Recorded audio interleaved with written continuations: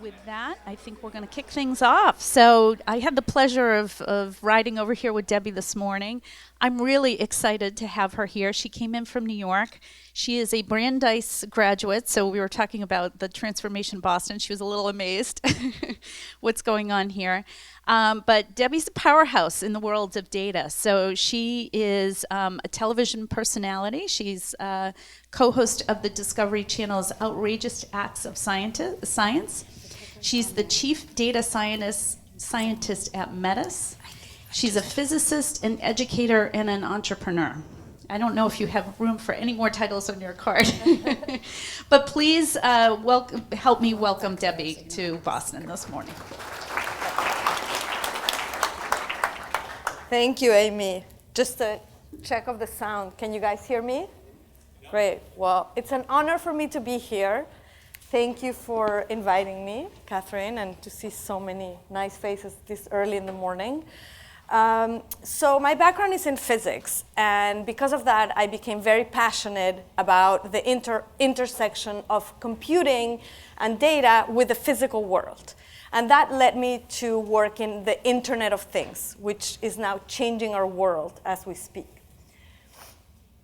So I'm going to talk to you about this mysterious term of big data, what it is, how it's coming about in the world of Internet of Things, and how it's shaping our future and the behavior of customers and brands themselves.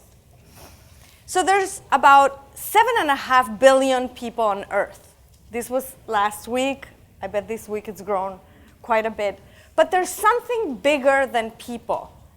For every person on the planet, on average, there's about 1 billion transistors that each one of us carries with them.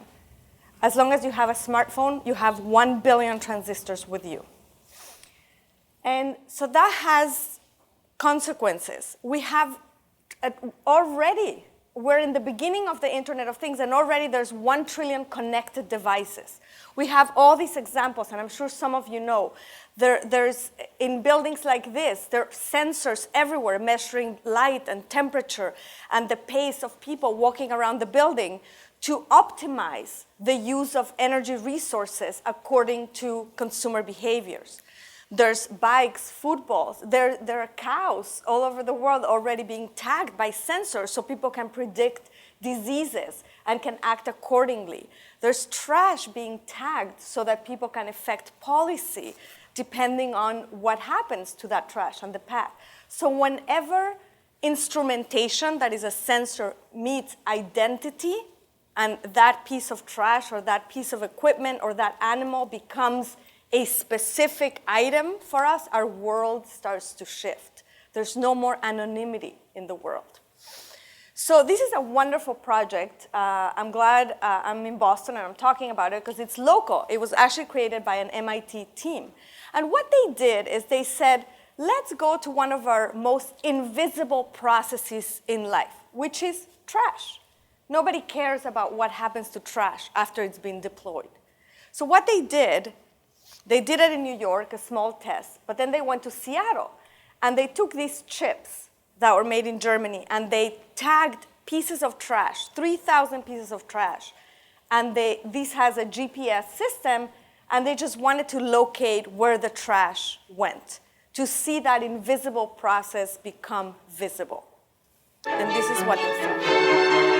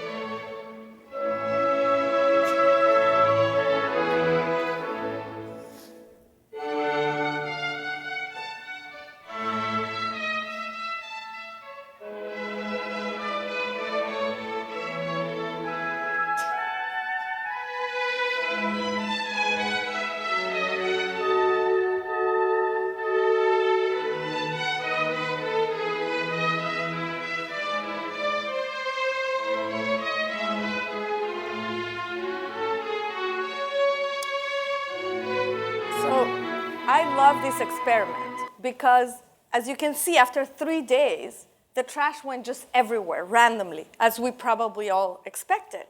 But after a month, it defined markets, and alkaline batteries went exactly to where they could be marketed. So electronic products were disassembled, and printer cartridges went all the way to Mexico because there's a market there for reusing them. Different, ion and lithium batteries went elsewhere. And so it's very, very interesting because once an invisible process becomes visible, then governments, marketers, product developers can take that information and effect changes that will determine these processes in the future. Now that processing is super cheap and we can put sensors pretty much anywhere and in anything, you'll be surprised the things that people come up with, everything is connected. And that obviously has consequences in terms of security, in terms of privacy, and in terms of the information and the big data that we're collecting. Because we're now talking about terabytes of data. That's 10 to the 15, 15 zeros after a number, that we're collecting billions of terabytes from, petabytes is what I wanted to say, from all these connected devices. And so it's very important what advanced analytics we do. How do we extract value from all the noise of this data? And as most of you working in marketing or something related, there's very little progress being made in terms of the amount of data that is being used to really determine consumer marketing strategies. And it's hard to extract that value, and that's what I want to talk to you about. So I'll give you some examples. Before, we used to see the screen as the computer being a foreign object. We are very familiar with this scene on the street where we see somebody staring at a piece of glass. That's our everyday life, but that's no longer going to be the case because computers are no longer just embedded in a piece of glass. They're in our presence. They're part of us. We see robotics, artificial intelligence, everything is integrated to the human body, and all our environments are surrounded by intelligent systems. So we're finally inside the ecosystem. We're no longer just viewers and observers of it. A road diverges in the desert. Who here has seen Minority Report? Lexus. The road you're on, John Anderton, is the one less traveled. Make sure you are on time. Good evening. You can move the old-fashioned John Anderton. provides gourmet cuisine. John Anderton. You could use a Guinness right about now. Stressed out, John Anderton? Escape from it all, Harrison. Get away, John Anderton. Forget your troubles. Let's go, John Anderton. So you remember from the movie, if you recall, how the iris in his eyes has a specific structure that gets read by a laser, and then he gets targeted ads and targeted behavior of all the objects around him. I actually worked on a technology to develop targeted advertising and targeted messages while I was at Stanford. And we basically were able to, like a laser beam, but without the beam, we were able to locate and focus waves, which means signals, in specific locations. So, and now it's being used by retail stores, especially in New York. I've seen it where people are walking around and there's a targeted ad. If I opt in for a particular service, I'm seeing that, hey, if I like Banana Republic, there's an ad that's targeting me because it knows I'm walking around that corner. And as we can see, there's no longer escaping from this ecosystem. So this is called, in other words, intimate computing. Another example, I worked for a retailer in New York recently where Google and General Electric and other companies are putting eye beacons, which are instruments that check ambient noise in terms of Wi-Fi and Bluetooth of people walking around the store or in an environment. And they use what's called geofencing, which is just using GPS to determine an area where somebody is sort of fenced virtually in, so they can determine pretty accurately what areas people are walking around. So let's say I love shoes, and I'm walking in the garment department at Macy's, and I all of a sudden get an ad, if I opt in for this service, telling me, by the way, the Manolo Blahniks that you love are on sale on the 4th floor.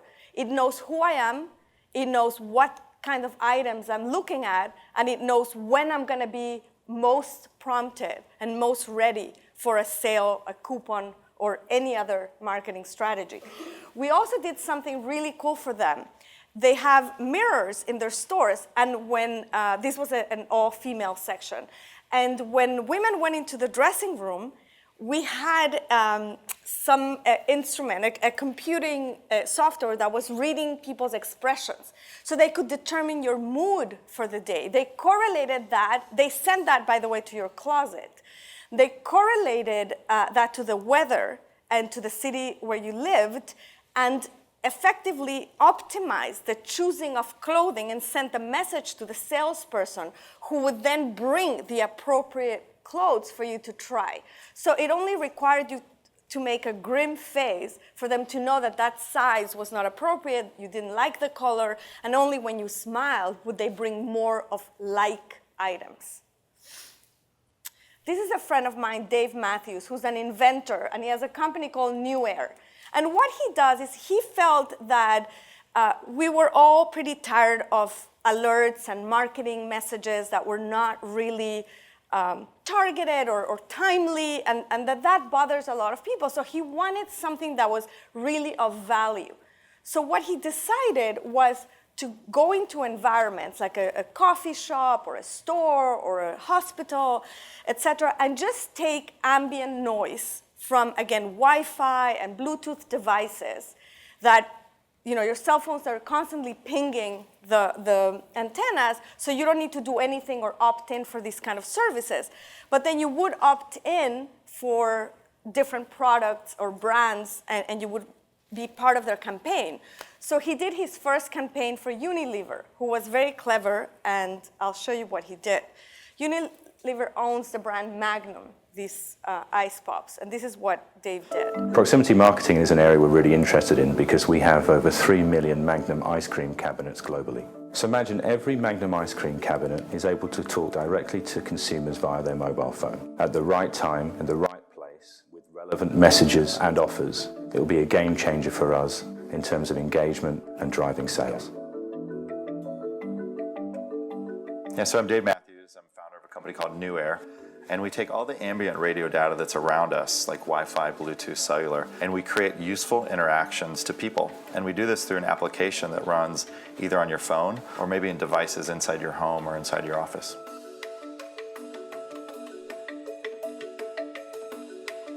So we're going to use New Air's platform, proximity platform, and beacon technology to allow people to find out what friends are nearby them and invite those friends to share an ice cream with them.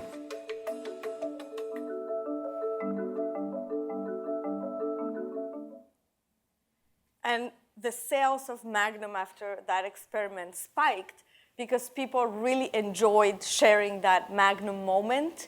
And they realized that the company cared not only about people eating their ice creams, but about putting people together and creating interactions. So this marketing strategy enabled the consumers to feel more connected to the brand. And so it was a really successful experiment. What's really cool about the Internet of Things and the big data era that we're living in is that the whole idea of agile development is here. There's so much data out there that people can test any idea they have, pretty much. So our culture is now a culture of experimentation and innovation. And business models are changing. Consumers are changing in their expectations of brands. And that is something that can only happen when we can very quickly test an idea in the market, change something, tweak something in our product or in the way we sell something, and immediately get a market response and adapt to that. products are becoming services. It turns out Rolls-Royce, for example, that builds some of the largest jet engines in the world and used to charge a huge amount of money for each jet engine, it realized that it could make a lot more money if instead of producing the one big jet engine, they provided a service. So what they did is they printed a very thin layer of sensors on some of the jet engines, and those sensors are then constantly measuring cracks in the material and sending the data continuously to the analysis house center. And there, when it's analyzed, people immediately know when there's a crack, when something needs to be repaired, when parts need to be maintained, etc. And that spiked their sales because they realized they were better off selling you a service. Tesla cars is another example. They're not really selling you a car. They're selling you a computer with the shape of a car. But the chassis, the car, is not what's important. What they're selling you is a car that continuously updates itself. The software knows who you are and your preferences, your temperature, your routes. It's a smart system. And that's why people are buying this type of services.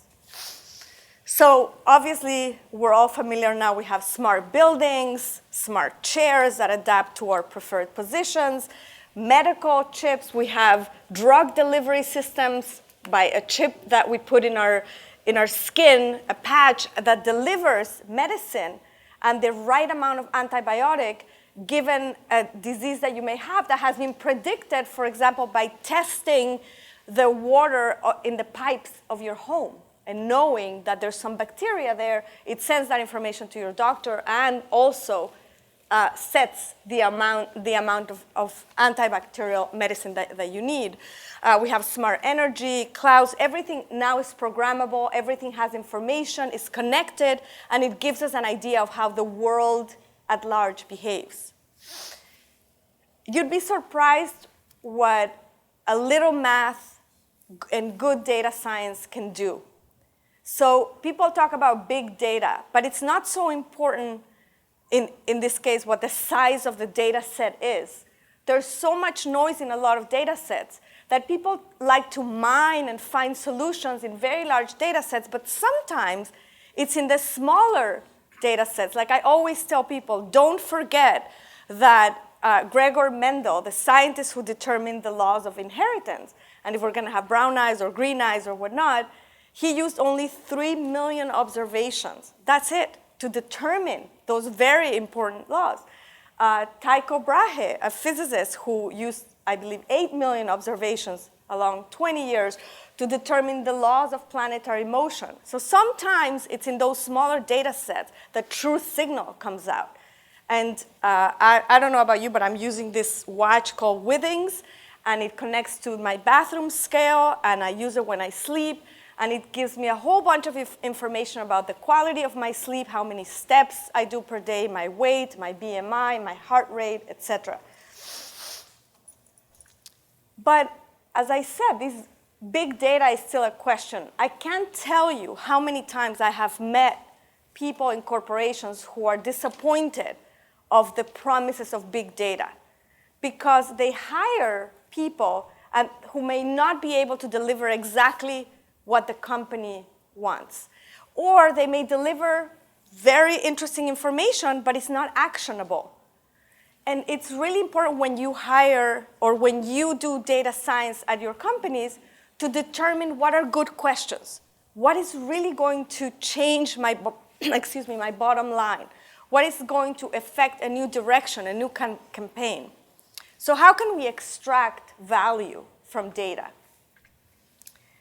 One thing that's really important in engaging loyalty from consumers is creating a 360-degree view of the consumer. There's a popular story out there about somebody who was a loyal subscriber of the New York Times. And they were called, say, Joe Smith. But they were also sometimes using the name Joseph Smith. So they received, Joe Smith, the loyal customer, received a renewal of subscription letter at his home. and it was at a certain price. Let's say it was $59.99 a year. But then Joseph Smith, at his workplace, received an email because the company, the New York Times, had calculated that getting a new customer was way more expensive than maintaining a loyal one. And the email said, we'll give you a new subscription for $29.99. So this was a whole sort of catastrophe because that same customer, by the company not even knowing that it was the same person and making that mistake, created havoc and published this in an op-ed letter, and it really created problems because it made people realize that sometimes using big data, it's not so easy. This is the non-sexy part of data science, but that everyone has to do. And cleaning up a data set involves realizing what can we know, what are the limits of what we can know from people and from our customers in order to maintain a balance between trust, privacy, security, and customer loyalty. All those things have to be taken into account. Another example I really like of what good data science can do is calculate popularity. What do customers love? And there are many, many different algorithms and data science protocols that can help people do that. So Walmart, in 2009, decided that they wanted to attract a more high-end consumer. And they were going to change the shopping experience for people. They were going to make the aisles a little bigger so that carts could pass each other.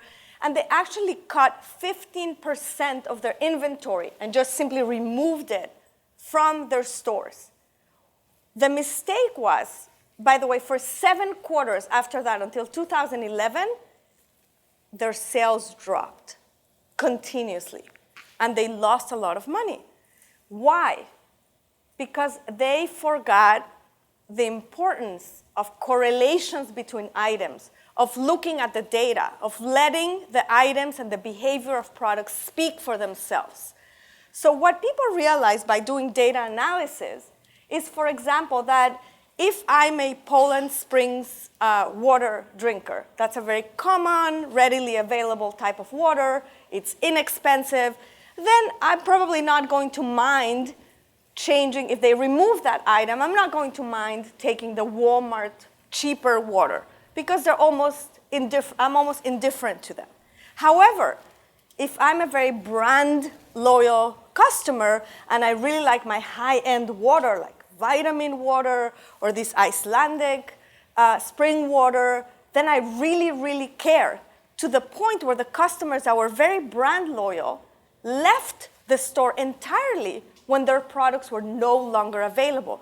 And then you don't only lose that sale, but you lose a whole lifetime of a customer that has now gone to one of your competitors. And so what this analysis revealed is also that there are correlations between things that are important. So it is well documented that more choice does not make people happier.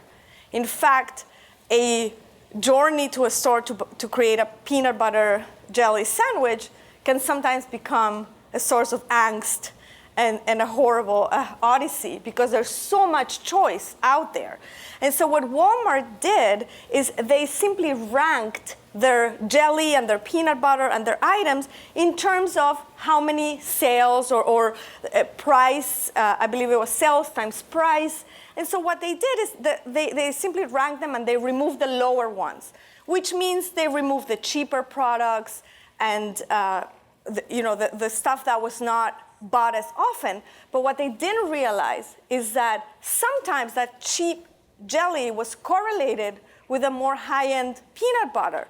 Or sometimes if you remove that cheaper brand, there was so much customer loyalty to that brand that you lost a customer. So there are all these correlations and classifications between products that are incredibly important. And so I recently read that Walmart, by the way, Walmart put back 11% of that inventory, and things started to look a little better, but they never went all the way back up to their 2009 levels, and now they're trying to do it again, but in a much smarter way, and they have actually a very, very good data science team. Other very popular examples are when recommender systems.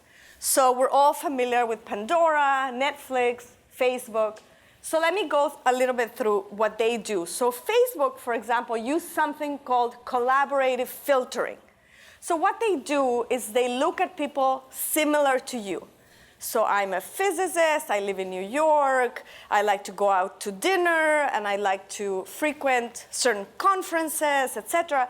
They look at people who do the same thing, and they use them as proxies to suggest things to me. They suggest friends because they're similar to me. And many other services do that. Pandora, on the other hand, is the music service, and it recommends based not on collaborative filtering, but on content-based filtering. So what they do is they look at the things that you like, say a song, say I like the Beatles, and they look at each tone, the instruments in it, etc. And then they mine millions of other songs like it. So they look for content or product that is similar to the one I already like. So they may come up with the Rolling Stones or another song by the Beatles, and then they're going to recommend that to me based on the content that I like. Whereas Netflix does a combination of both. Netflix, depending on your behavior, how you rate the movies that you watch, and how you behave, how many times a week you engage in viewing TV shows, movies, etc., creates a profile out of each one of us, and then recommends based on people like you, collaborative filtering, and on content like the one you like. And so it uses that. I don't know if you're familiar with a site called Kaggle, Kaggle. Kaggle is a data science competition site. And it's very, very popular for data scientists. In fact, many companies hire their data scientists from there. So what Netflix did, I believe it was already about 10 years ago, but it was a very famous Netflix prize. They put their problem on Kaggle. That is, they were seeing that their algorithms reached a certain level of recommendation and success, but the customers still did not engage significantly more than they wanted. And their predictions were still not accurate enough. So what they did is they said, we're going to pay, I believe it was $1 million. Instead of hiring 3, 4, 5 people to do the work, they said, we're going to put the problem out there. And Kaggle is an amazing site because once you get the data, you have hundreds of thousands of data scientists, especially when there's money involved, that are working on the problem, and they're competing against each other. And then they start, the market itself, that is Kaggle itself, starts bubbling the top people up automatically, because there are certain categories that determine how good an algorithm is. Speed, accuracy, how much more effective it is at predicting certain things, etc. So when these were measured, they realized that some of the algorithms were in the top category, and others didn't really bubble up.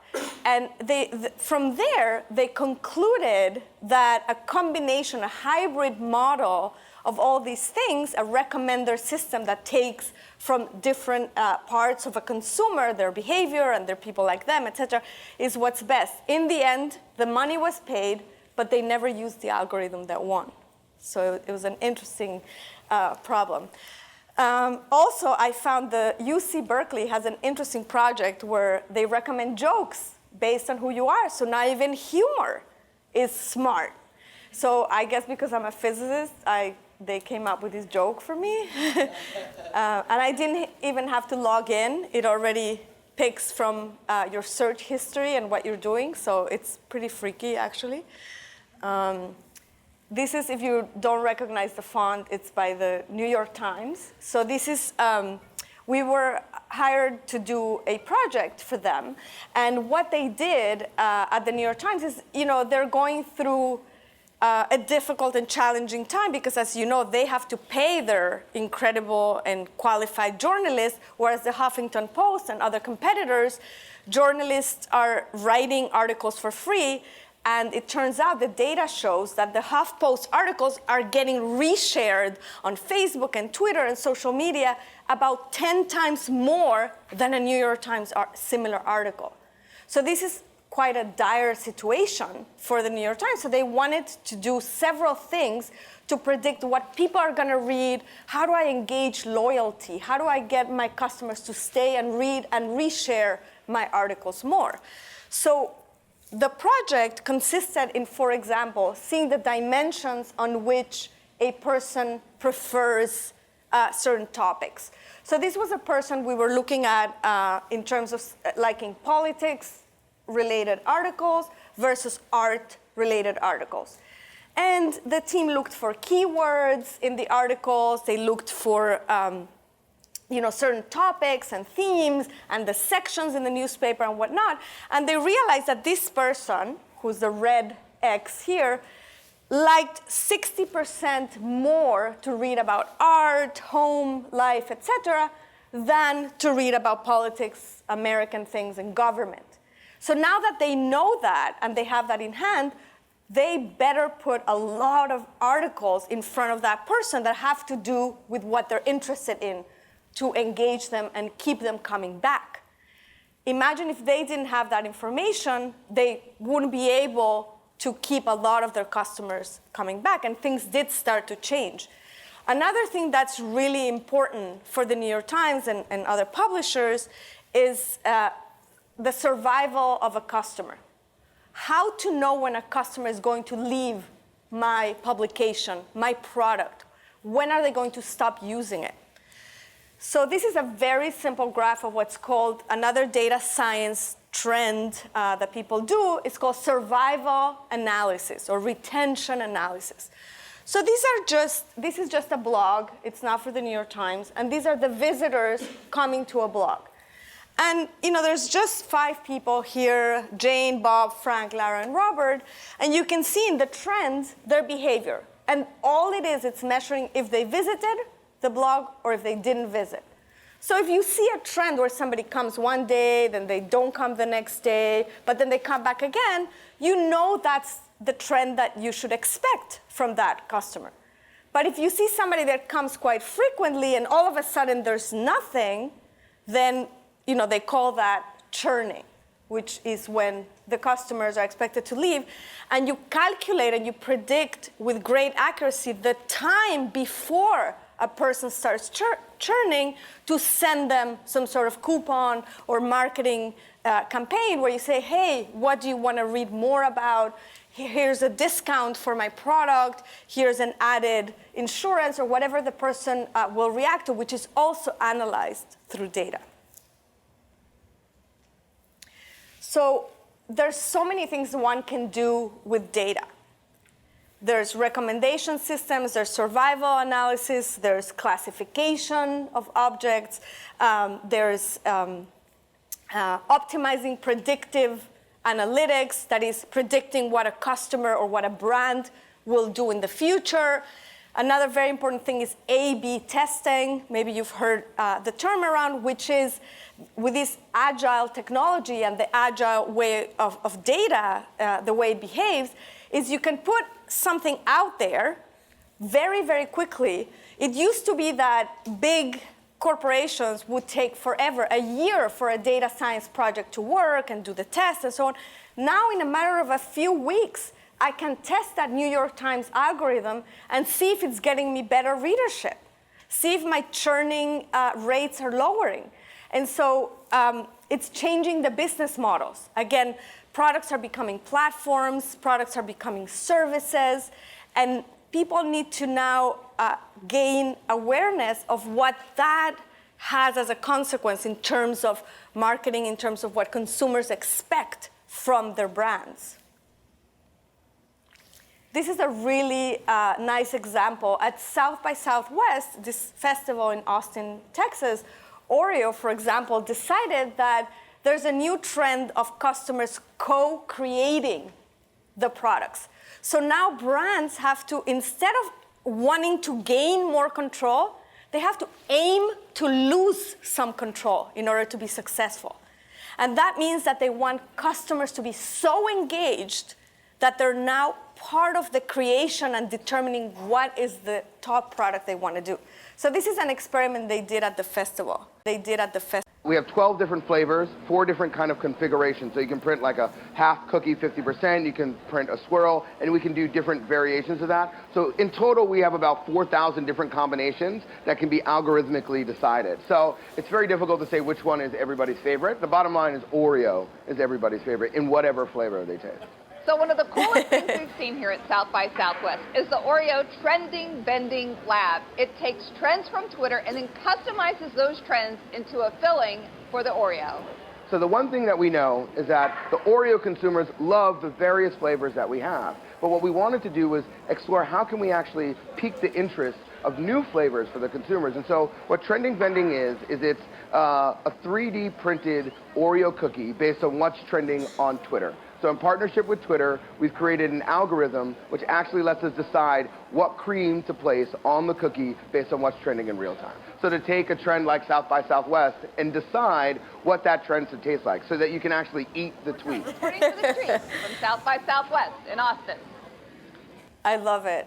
And there's a lot of invention companies now saying, for example, there was one quirky that unfortunately failed, but what they were doing is they would come to inventors and they would say, somebody would figure out, an MIT professor figured out that the air conditioner was really inefficient, it wasted a lot of energy, it dropped things. Yeah, so don't turn it on yet, but you'll just put that the other way. It dropped water around, and so what they did is he designed, with the investment of some other companies, they designed a new, I have ambient music.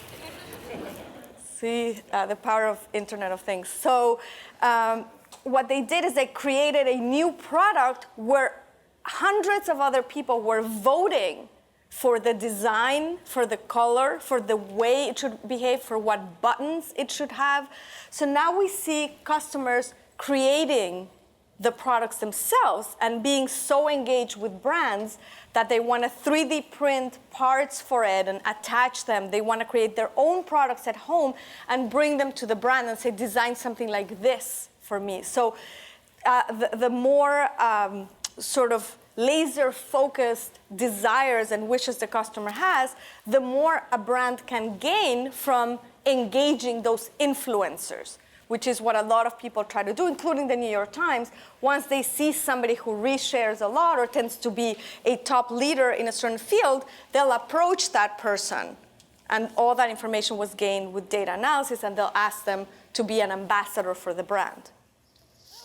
So obviously, in this very complex world, there's a lot of issues of security, because now we have, and we're entering a world of 1 trillion connected devices.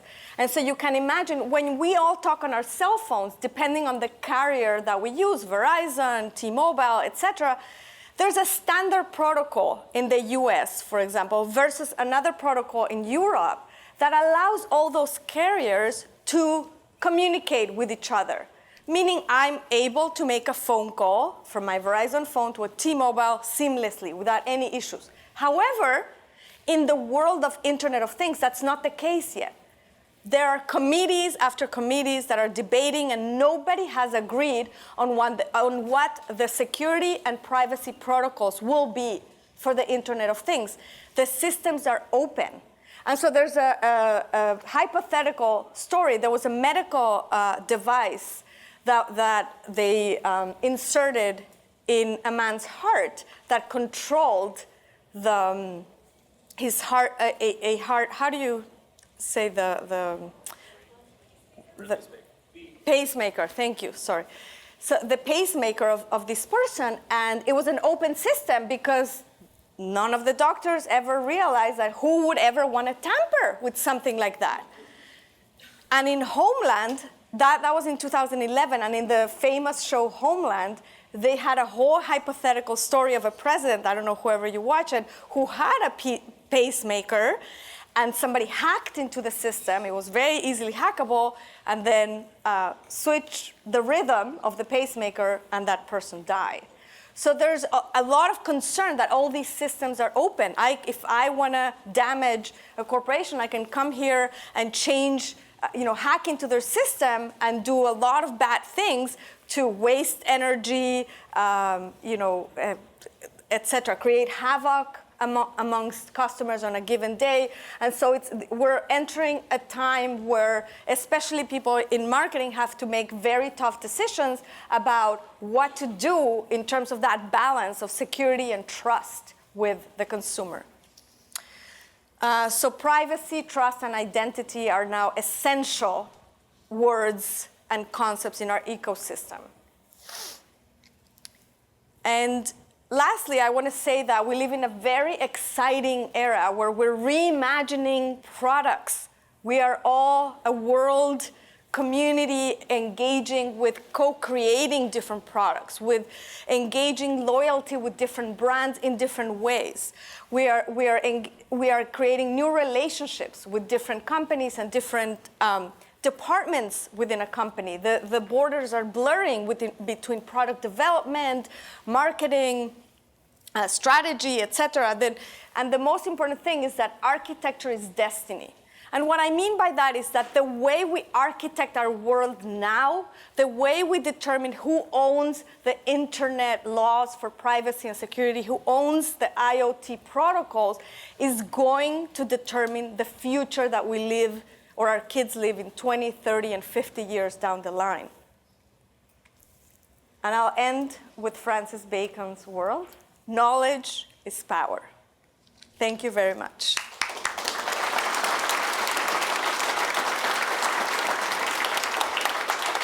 Thank you very much, Debbie. We're going to take a few questions. So Catherine's going to be on this side of the room, and I'll be on that side. So if you just poke your hand up, we'll come over with the mic.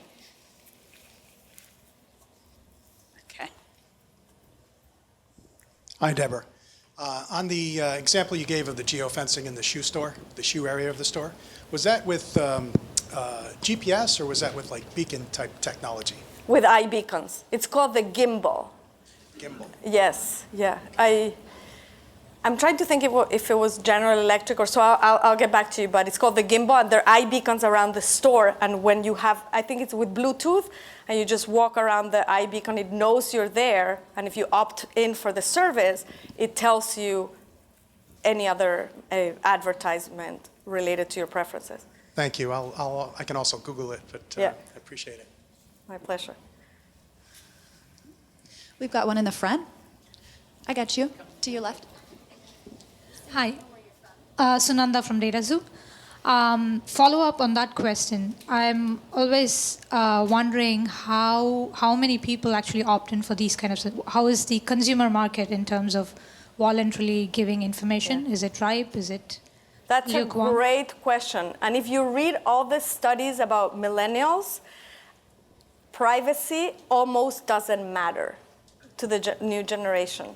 It is really only when you go to 40 years and older generation currently that privacy is even slightly a concern from 40 to 60 years old. But the new generations will, as long as you give them something useful to them, and they're the ones who are going to determine the value, then they're very willing to give you all the data that you want.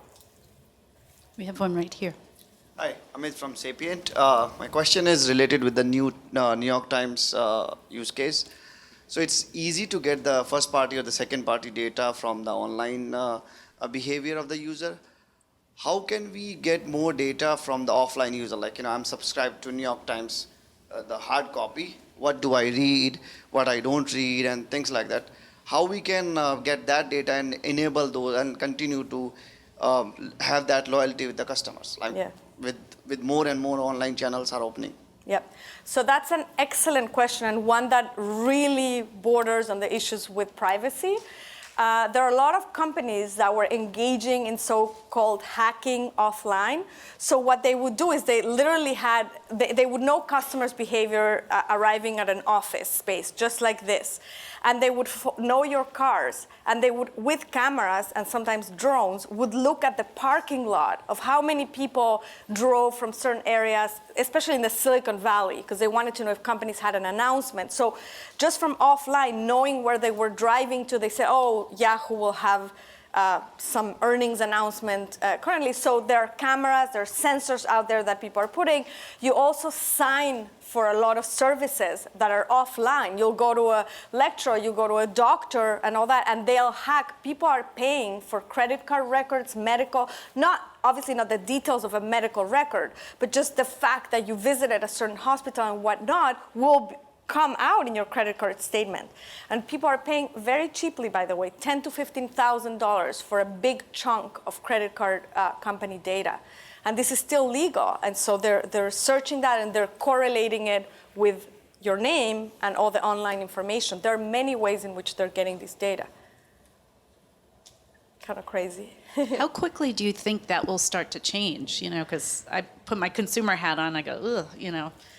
It's pretty horrible. I think it's going to, just like with the internet, I think it's going to take about 10 years, and this is being pretty optimistic, for people to realize that some of these behaviors are really infringing in people's privacy, freedom, etc.